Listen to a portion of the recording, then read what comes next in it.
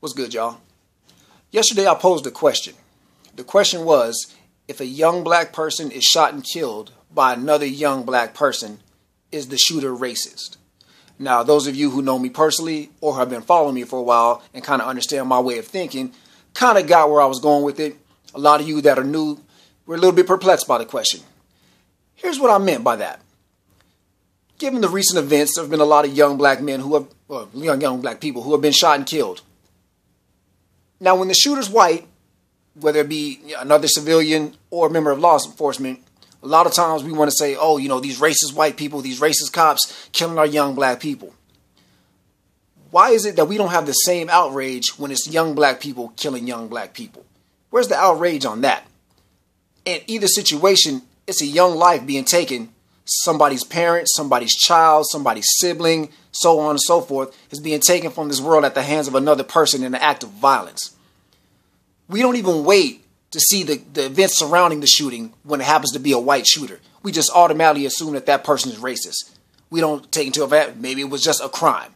Simple as that. Maybe the person was trying to rob the person got in the way, boom, I'm going to shoot you, you're dead. Just a crime. Maybe it was racially motivated. Maybe it was an officer of the law that got caught up in doing the line of duty, put in a bad situation, and things turned out tragically. A lot of different reasons for it. But we automatically jump to racism when it's a white person killing a black person. But again, where's the same outrage, regardless of, obviously, if it's a black person killing another black person, it's usually not racially motivated, almost always not racially motivated. But again, it's still a crime. It's still somebody's been murdered. Where's that same outrage? Over the past few months that I've been doing these videos, I've noticed a lot of racism on my comment feeds. And the racism has not been coming from white people. Most of the white people have, been fairly supportive of what I'm saying. And that's neither here nor there with this video. But what I'm saying is the racism is coming from black people directed toward those white people. Like, oh, if you don't wholeheartedly agree with everything black people stand for as a white person, then you're automatically racist. We need to stop throwing the R word around so much. Yes, there are people out there who are just flat out racist. Yes, there's racism that just flat out exists. But we don't have to look for it. There's enough of it out there to deal with when we encounter it.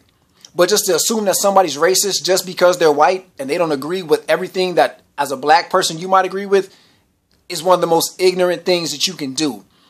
I don't know, a lot of people are out there who are like, well, black people can't be racist.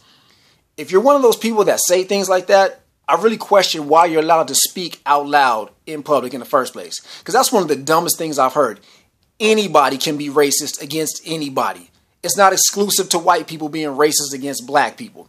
And I know a lot of us think that, well, given the history of this country, all the things that as black people we've endured, we kind of have a past to where we can get away with saying whatever we want to, and it doesn't matter because, oh, well, look what they did to us, so we're just getting them back for what they did to us.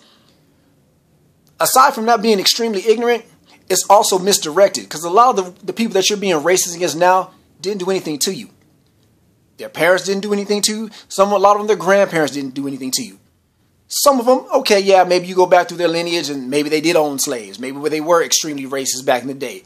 But is the person that you're dealing with now in this day and age, have they done anything racist towards you? Have they shown themselves to be racist?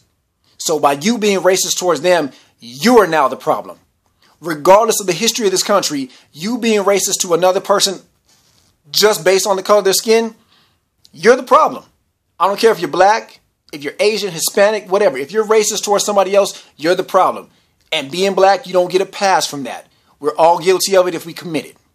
I'm just saying.